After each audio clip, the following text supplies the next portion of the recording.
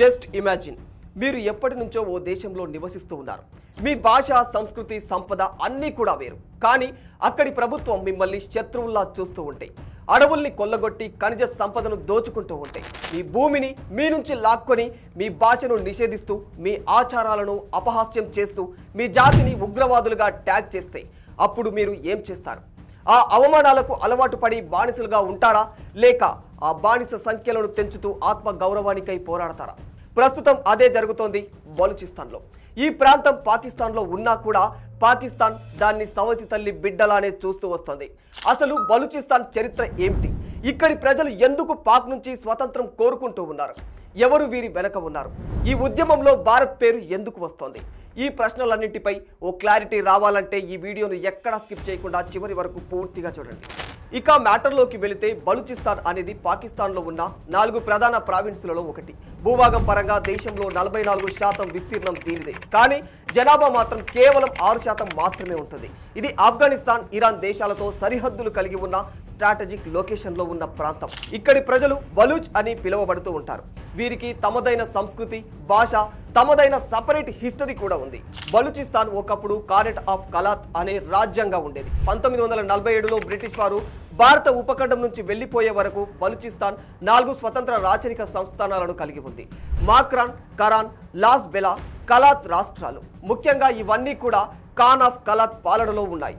ఈ రాష్ట్రాలు స్వతంత్రంగా ఉన్నప్పటికీ బ్రిటిష్ రాజ్ ఆధీనంలోనే ఉండేవి.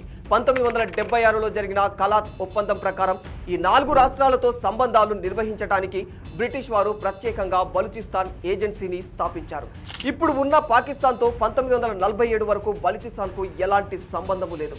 ఇది బ్రిటిష్ హయాంలో కూడా స్వయం ప్రతిపత్తి కలిగి ఉన్న రాష్ట్రం. 1947లో బ్రిటిష్ ఆధీనంలో ఉన్న స్వతంత్ర రాజ్యాలను పాకిస్తాన్ భారత్లో విలీనం కావడానికి వారికే స్వాతంత్రం ఇచ్చింది. అప్పటికే బలూచిస్తాన్ ఏజెన్సీలో ఉన్న 4 సంస్థానాలను నియంత్రిస్తూ కలాత్ ఖాన్ అని పిలువబడే మీర్ అహ్మద్ యార్ ఖాన్ ప్రముఖ స్థానంలో ఉండేవారు.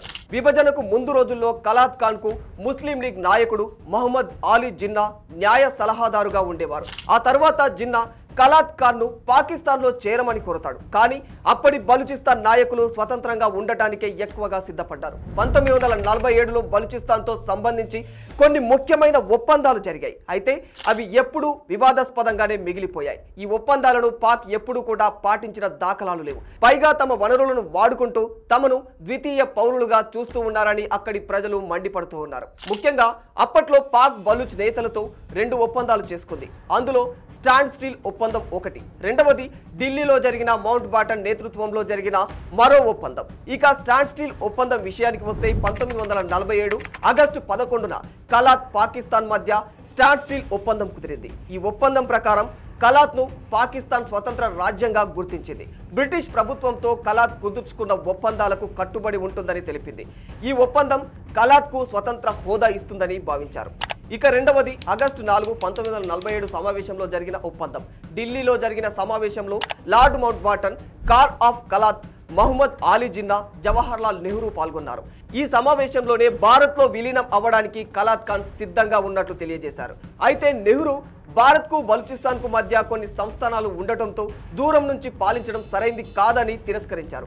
దీంతో అప్పటికే పరిస్థితులు చేయిజారిపోయేలా ఉన్నాయని ఆలోచించిన జిన్నా కలాత్ స్వాతంత్ర రాజ్యానికి మద్దతు తెలియజేశారు. కలాత్ 1947 ఆగస్టు 5 నుంచి స్వతంత్రంగా ఉంటుందని, కరాన్, లాస్ బెలా రాష్ట్రాలు కలాత్లో విలీనం కావాలని సమావేశంలో నిర్ణయించబడింది. అయితే ఆ తర్వాత ఈ ఒప్పందాలను ఉల్లంఘిస్తూ పాకిస్తాన్ కలాత్పై ఒత్తిడి చేసింది. 1947 అక్టోబర్లో జిన్నా కలాత్ను పాకిస్తాన్తో విలీనం చేయాలని సూచించాడు. కానీ ఖాన్ దీనికి తిరస్కరించాడు. బలూచ్ తెగ అభిప్రాయం తీసుకోవాల్సిన అవసరం ఉందని తెలియజేశాడు.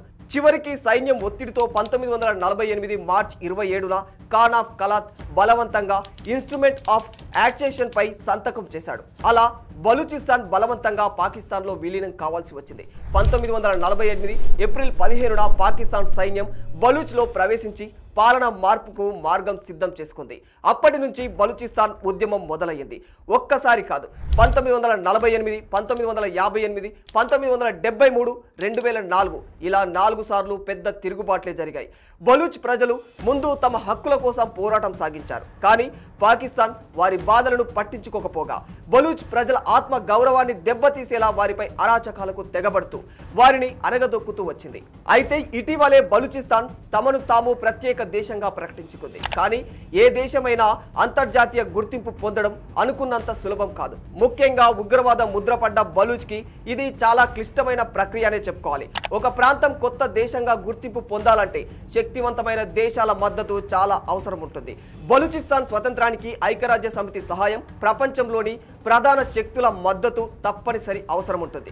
మొదటగా బలూచిస్తాన్ను విడిచిపెట్టడానికి పాకిస్తాన్ అంగీకరించాలి. రెండవది, బలూచిస్తాన్ ప్రత్యేక దేశంగా మారడానికి అగ్రరాజ్యాల మద్దతు లభించాలి.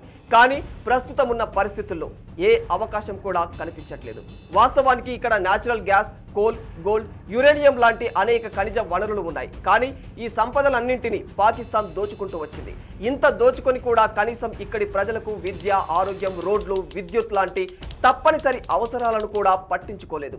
పైగా చైనాతో కలిసి CPEC China Pakistan economic corridor project ని నిర్మిస్తోంది. అది కూడా బలూచ్ భూమిలోనే. కానీ లాభం మాత్రం చైనా, పాకిస్తాన్కే.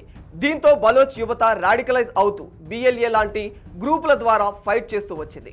ఇక ఎవరు వీరి వెనక ఉన్నారు అనే విషయానికి వస్తే పాకిస్తాన్ అఫీషియల్ గానే చెప్పుకుంది ఈ ఉద్యమానికి బయట దేశాలు, ముఖ్యంగా భారత్ మద్దతు ఇస్తోంది అంటూ.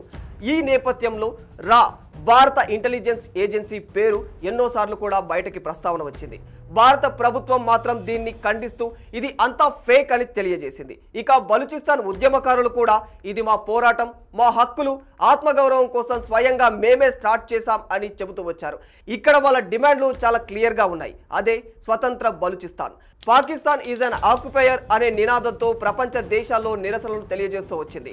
యూకేలో, యుఎస్ఏలో, యూరోపియన్ పార్లమెంట్లో కూడా ఈ ఉద్యమంపై రెజల్యూషన్లు వచ్చాయి. అయితే నిజానికి ఈ ఉద్యమానికి మద్దతు తెలిపే దేశాలేవి కూడా అధికారికంగా ముందుకు రావడం లేదు. ఫైనల్ గా బలూచిస్తాన్ ఉద్యమం అనేది కేవలం పాకిస్తాన్ అంతర్గత సమస్య కాదు. ఇది మానవ హక్కుల పోరాటం. ఎవరి అణచివేత లేకుండా స్వతంత్రం కోసం గౌరవంగా జీవించేందుకు చేస్తున్న తిరుగుబాటు ఇది. కానీ పాకిస్తాన్ మాత్రం వీరి ఉద్యమాన్ని ఉగ్రవాదంగా ట్యాగ్ చేస్తూ బలూచ్ ప్రజల భాష, సంస్కృతి, సాంప్రదాయాలు అంతరించిపోయే దిశగా దురాఘాతాలను చెలాయిస్తూ వస్తోంది. అయితే చరిత్ర చూసినట్లయితే ఇప్పటి వరకు ఒక జాతిని, వారి హక్కులను కాలరాస్తూ వారిని అణచివేయాలని విర్రవీగిన ఎవడైనా ఒట్టి చేతులతో మట్టి కొట్టుకుపోయారు తప్ప ఇంకేమీ సాధించలేకపోయారు. దీనిపై మీ అభిప్రాయం ఏంటో కామెంట్ రూపంలో తెలియజేయండి.